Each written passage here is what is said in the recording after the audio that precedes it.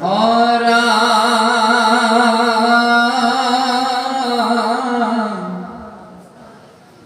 তৰিলা সংসাৰ হৰি হিয়ে বাসালৈলা অসুৰত পৰে ৰাজা যেন কথা ভৈলা এহিমতে উদ্ধৱ পঠাই নাৰায়ণে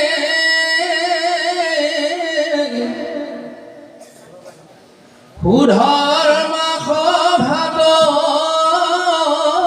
গয়া বখিলাখনে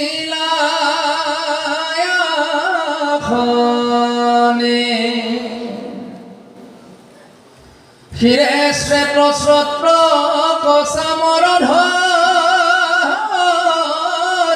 ধুলে অচপৰ পহিয়ানত ভাতে তুতি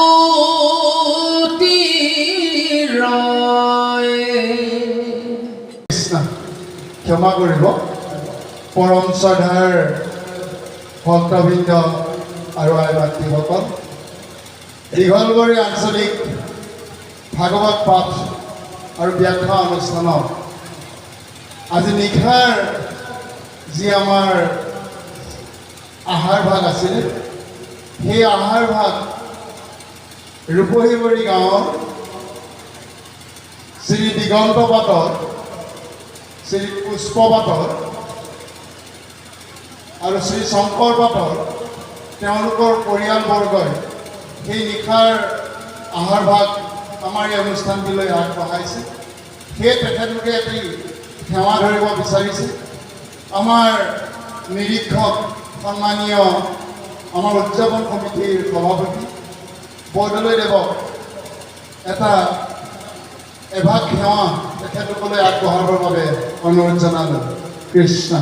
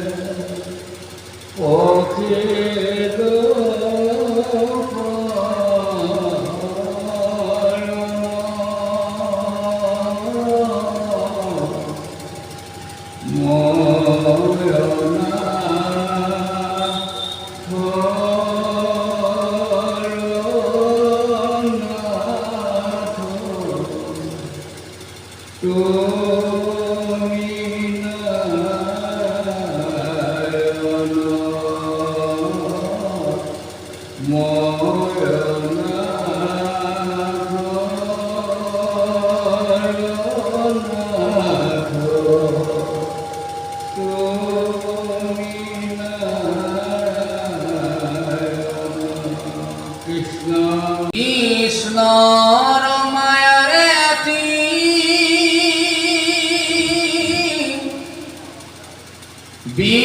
বিমোহিত মন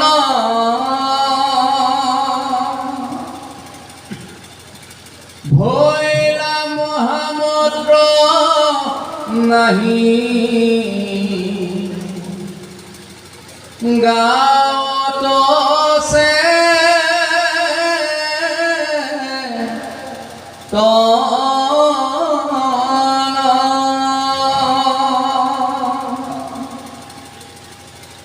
গংগ গুল কৰি পিলে নাকে মৈত্ৰ পৰে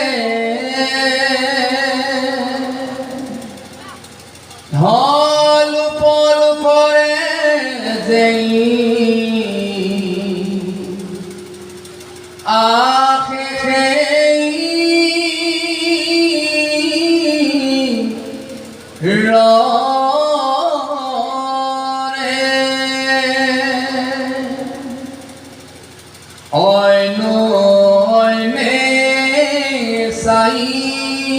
চকু পকাই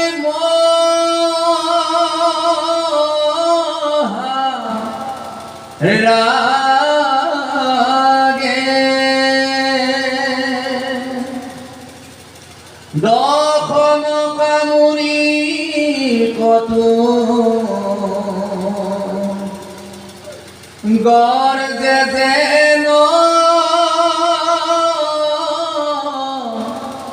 বাঘে আৰ কত আঁকি মুখ যেন জোৰ কুণ্ড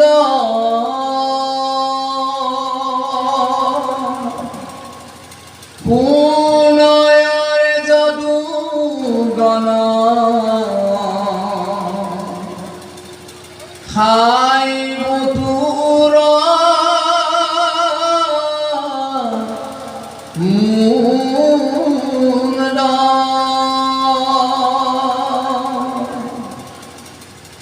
যমপুৰে পেখুৰ মাৰি ধূৰ বান কেহু বোলে মাথা কাটি লৈ বুতুৰ প্ৰাণ লংঘিল সবাকু মহায়হংকাৰ ক্ৰোধ মিলিল বংশত আখি পৰম বিৰোধ কবাৱৈত বল বলে বিৰংধা কবাজে লাগিল কন্দৰ ধূৰ আপোনাৰ মাজে সাজে অস্ত্ৰ শস্ত্ৰ খব সমৰে নাগৰ ফলতিল যেন চন্দ্ৰ ব্ৰতাসে সাগৰ কৃষ্ণ হে গুৰু সভাই মাতৃ হব উদণ্ড যুৱকসকলে ব্ৰাহ্মণসকলক দান আৰু পুণ্য কৰাৰ পাছত তেওঁলোকে তেওঁলোকৰ বিপদৰ মুক্ত হ'ল বুলি ভাবি আনন্দত সুৰাপান সেৱন কৰিলে সাগৰৰ পাৰত ঘূৰি ঘূৰি এই সুৰাপান সেৱন কৰাৰ পাছত তেওঁলোকৰ অহংকাৰবিলাক তীব্ৰতৰ হৈ উঠিল আৰু ইজনে সিজনক চিনি নোপোৱা হ'ল এই সুৰাপানে হ'ল তেওঁলোকৰ জীৱনৰ সৰ্বনাশ সুৰাপান সেৱন কৰাৰ পাছত অহংকাৰত মত্ত হৈ ইজনে সিজনক গালি গালাজ কৰি কোনোৱে কৈছে তোক মই টঙনিয়াই মাৰিম কোনোৱে কৈছে মই তোৰ গলা কাটি দিম অৰ্থাৎ যিটো সহ্য ধৈৰ্য জ্ঞান লুপ্ত হৈ গ'ল গতিকে গুৰুসকল আজিৰ সমাজখন যে একেবাৰে ধ্বংসৰ মুখলৈ গৈছে বেয়া নাপাব কিন্তু অখাদ্য ভক্ষণ কৰাৰ কাৰণে সমাজৰ ধৰ্ম আচাৰ নীতি নিয়ম সকলো শেষ হৈ গ'ল কাৰণ যিটো বস্তুৱে আমাৰ জীৱনলৈ কেতিয়াও ভাল উপকাৰ সাধন কৰিব নোৱাৰে তেনেকুৱা অখাদ্য ভক্ষণ কৰিলে আমাৰ জীৱনত কি উন্নতি সাধন কৰিম ইয়াৰ এটা জ্বলন্ত উদাহৰণ গতিকে এই অখাদ্য যি খাদ্যৰ দ্বাৰা আমাৰ বংশ আমাৰ চৰিত্ৰ আমাৰ নাতি পুতি সুৰক্ষিত নহয় আমাৰ সমাজখন সুৰক্ষিত নহয় যাৰ কাৰণে সমাজত ধ্বংসমুখী হ'ব ধৰিছে গতিকে তেনেকুৱা অখাদ্য ভক্ষণ কৰাৰ কাৰণে কৃষ্ণৰ বংশ নিশেষ হ'বলৈ গৈ আছে অকল এই অহংকাৰ মদ বুলি ক'লেই নহয় যে বাহ্যিকৰ মধুপান সেৱন কৰাৰ কাৰণে ধ্বংস হৈছে সেইটো নহয় মদ মানে অহংকাৰ গতিকে আপুনি মই কৰা কৰ্মবিলাকত যদি অহংকাৰমুখী হয় তেতিয়া আপোনাৰ মোৰ জীৱনত সমস্ত বিনষ্ট হৈ যাবৰ ধ্বংসমুখী হ'ব এই জীৱনটো। জীৱনত যিমান পুণ্য অৰ্জন কৰিলোঁ, এক কিঞ্চিত অহংকাৰ উৎপন্ন হোৱাৰ লগে লগে সকলোবিলাক বিনষ্ট হৈ যায়। গতিকে যদু বংশৰ সমস্ত বীৰগণ এই সুৰাপান সেৱন কৰি সাগৰৰ তীৰত উদণ্ড স্বভাৱৰ এটা এটা বাঘৰ নিচিনা হৈ গ'ল। কোনেও কাকো চিনি নোপোৱা হ'ল। অহংকাৰত মত্ত ইজনে সিজনক অপব্যৱহাৰ গালি গালাজ কৰি, যে কোনোবাই কৈছে তোৰ মাথা কাটিম, কোনোবাই বিভিন্ন কুবাক্য প্ৰয়োগ কৰি তেওঁলোকৰ মাজত অশান্তিৰ পৰিৱেশৰ সৃষ্টি কৰিলে।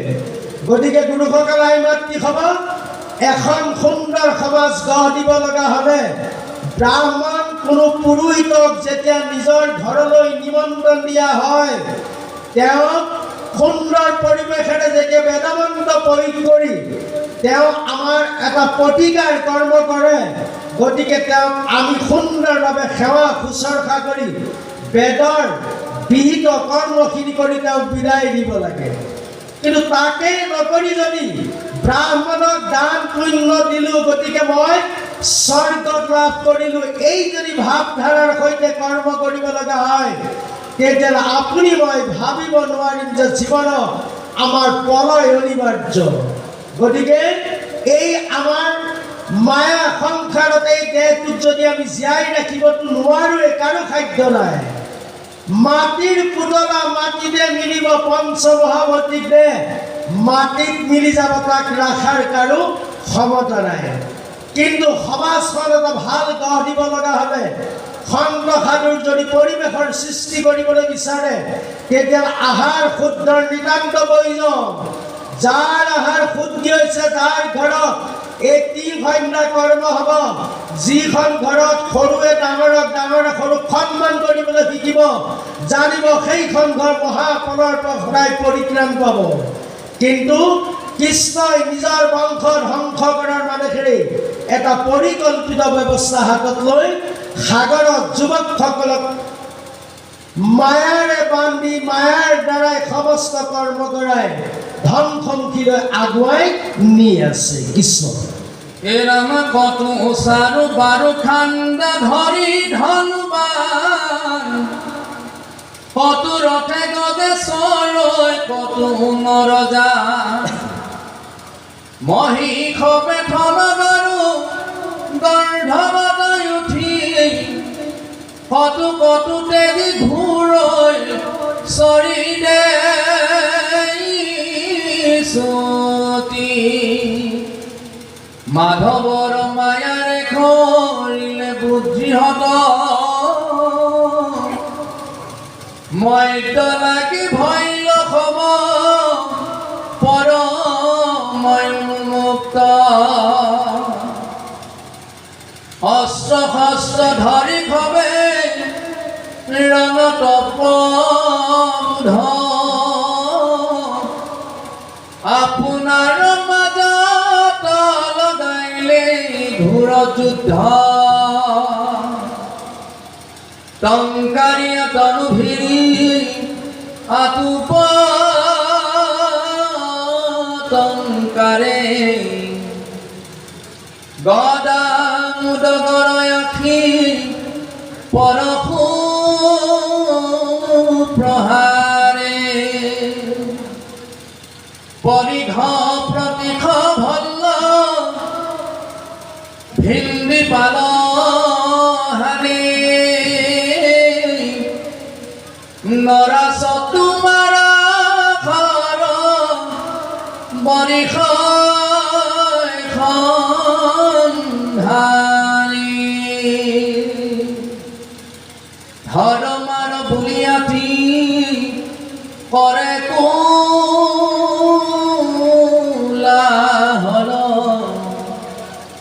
হস্তিশয় শিহৰে কৰ নতলাগে তাল।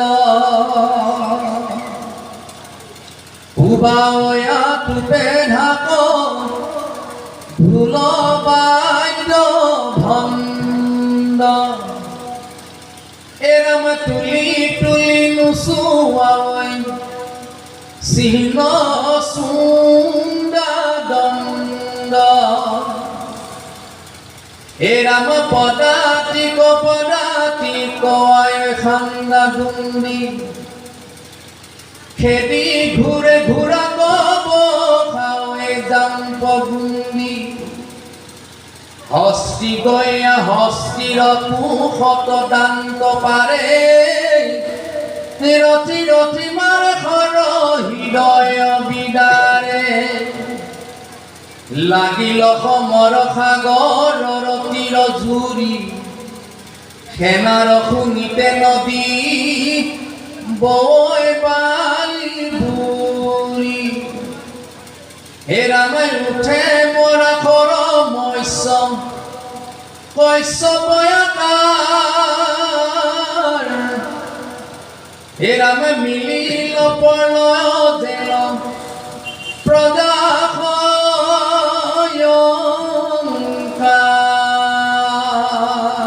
কৃষ্ণ হে গুৰু ভৱ চাওঁতে চাওঁতে চকুৰ আগতেই এখন সমৰ হৈ গ'ল, যুদ্ধ হ'ল।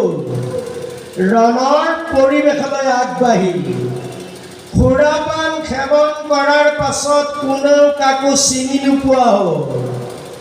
সেই সাগৰৰ তীৰত ইজনে সিজনে অস্ত্ৰ শস্ত্ৰ হাতত লৈ প্ৰহাৰ কৰিবলৈ ধৰিলে, কাৰণ সকলোবিলাক অহংকাৰত মত্ত হৈ জ্ঞানহীন হৈ গ'ল। কোনেও কাকো চিনি নোপোৱা হ'ল। ককায়ে ভাইক, ভাইয়ে ককাই শহুৰ, নাতি নুতুকা কোনেও কাকো চিনি নোপোৱা হ'ল। সকলো হৈ গ'ল এটা অসুৰ। আৰু অস্ত্ৰ শস্ত্ৰ লৈ সকলোৱে প্ৰহাৰ কৰিবলৈ ল'লে। হস্তিয়ে হস্তিৰ লগত হাতীৰ দাঁতবিলাকো সৰি পৰিছে। এনেকৈ যিমানবিলাক অস্ত্ৰ শস্ত্ৰ আছিল লৈ সাগৰৰ তীৰত গোটেই মৰা শৰে ঢেৰ লগাই দিলে।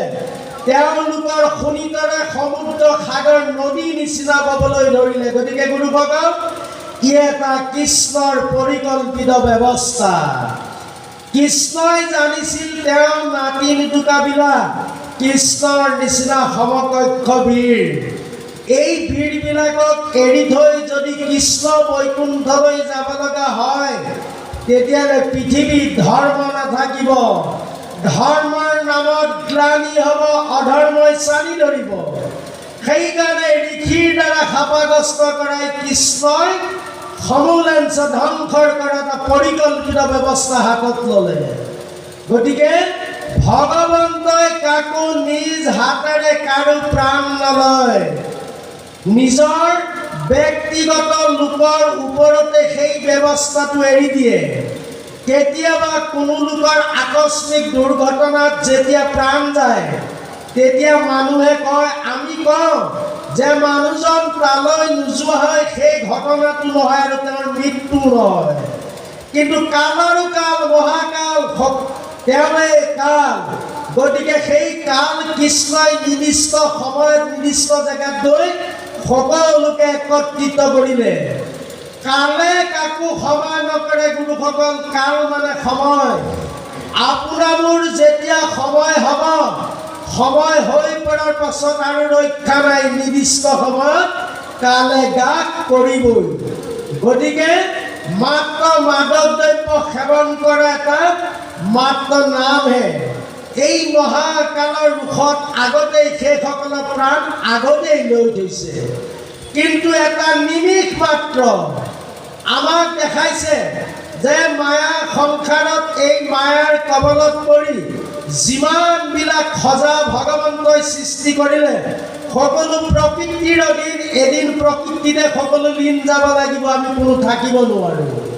কিন্তু লীন যোৱাৰো এই প্ৰকৃতিৰ হাতত আত্মসমৰ্পণ কৰাৰ ইয়াৰ যদি সততাৰে সৎ অৱলম্বন কৰি যদি প্ৰকৃতিত লীন গৈছে, তথাপিতো আপোনাৰ সৎ আচৰণৰ কিছুটা সকাহ আছে। কিন্তু উদণ্ড ভাৱেৰে যদি অহংকাৰত পতিত গৈ এনেকৈ যদি নিজৰ প্ৰাণ হেৰুৱাব লগা হয়, তেতিয়াহ'লে সেইখন ৰণসমৰত ধৰ্মৰ নামৰ কোনো একোৱে নাই। সমস্ত অধৰ্মই চানি ধৰিলে। গতিকে আজি আমাক এই পৰিৱেশলৈ আগবঢ়াইছে যদি আমাৰ সমাজখনত অধৰ্মই যদি চাৰি ধৰে, ধৰ্মৰ যদি একো নামেই নাই, তেতিয়াহ'লে সেইখন সমাজ এখন ৰাক্ষসৰ সমাজ, যাৰ সহনশীলতা, ক্ষমা, দয়া, সত্য, শৌচ, নীতি নিয়ম আচাৰ একো নাই, যিখন সমাজত সেই সমাজখন সদায় অসুৰৰ সমাজ। তাত কৃষ্ণই কাকো ক্ষমা নকৰে, দয়া নকৰে। গতিকে গুৰুসকল, আহাৰৰ নিৰ্বাচনৰ নিতান্ত প্ৰয়োজন। অকল আহাৰ শুদ্ধি হ'লেই নহ'ব, বাক্য শুদ্ধি হ'ব লাগিব। কৃষ্ণ কৃষ্ণ। আমি এইখিনিতে আমাৰ পাঠাচাৰ্যৰ সন্মানীয় বাবলু কুমাৰ নাথক আমি সন্দেহ বিৰাম দিছোঁ। তেখেতৰ পৰিৱৰ্তে আমাৰ পাঠাচাৰ্যৰ যি আসন, এই আসন গ্ৰহণ কৰিবৰ বাবে সন্মানীয় শ্ৰীযুত বিষ্ণু ডেকাক আমি আসন গ্ৰহণ কৰিবৰ বাবে অনুৰোধ জনালোঁ। কৃষ্ণ কৃষ্ণ। পৰম শ্ৰদ্ধাৰ দীঘলমূল্যৰ বাপ আই মাতৃসকলে আজি দ্বিতীয় বাৰ্ষিক মহান ভাগৱত শাস্ত্ৰভাৱ আয়োজন কৰিছে। এই মঞ্চতে আমাকো আজি নিমন্ত্ৰণ কৰি আনি এই আসনত উপবিষ্ট কৰাই পাঠভাগ কীৰ্তন কৰিব দিছে। এই মহান ভাগৱত শাস্ত্ৰভাৱৰ আসনৰ আমি ভকতৰ বা গুৰু বাক্যকে লৈ মহান শাস্ত্ৰভাৱ কীৰ্তন কৰিব লৈছোঁ। ভুল হ'লে আমাক ক্ষমা কৰিব। কৃষ্ণ। আমি এইখিনিতে আমাৰ নিৰীক্ষক সন্মানীয় ঘনশ্যাম বৰদলৈক আমি খন্তেক বিৰাম দিব বিচাৰিছোঁ। তেখেতৰ পৰিৱৰ্তে আমাৰ সন্মানীয় শ্ৰীযুত মহেন্দ্ৰ পাটৰদেৱক আমি আসন গ্ৰহণ কৰিবৰ বাবে অনুৰোধ জনাওঁ। কৃষ্ণ।